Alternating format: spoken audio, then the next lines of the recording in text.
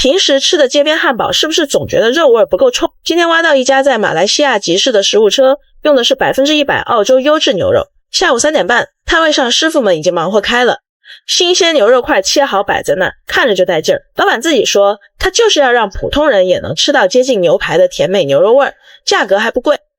看师傅做汉堡，先把牛肉捏成球，往热铁板上一砸，直接压成薄饼，边缘马上就焦了，脆脆的，中间还锁着汁水，滋滋冒油，香味直冲鼻子。旁边洋葱丝慢慢炒，炒到金黄发软，甜味全出来了。双层汉堡是招牌，先煎底层肉饼，撒调料，翻面后放芝士，芝士一化就拉丝，裹着肉饼超诱人。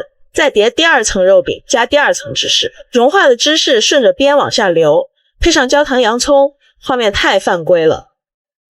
面包提前烤的金黄，涂黄油，外脆里软，一口下去，牛肉鲜甜，芝士浓郁，洋葱香脆，酱汁还调得刚好，咸鲜带点甜，层次多但一点不腻。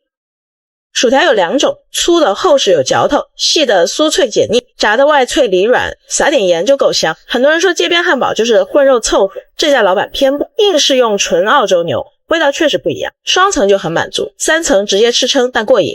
粗薯条吃着实在，细的更香。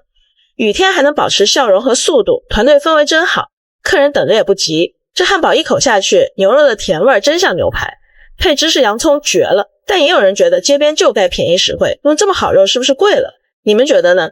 是真升级还是单纯引流？欢迎评论区吵起来。下次去马来西亚 TTDI，饿了就去试试这份街头硬货，保准吃完直呼过瘾。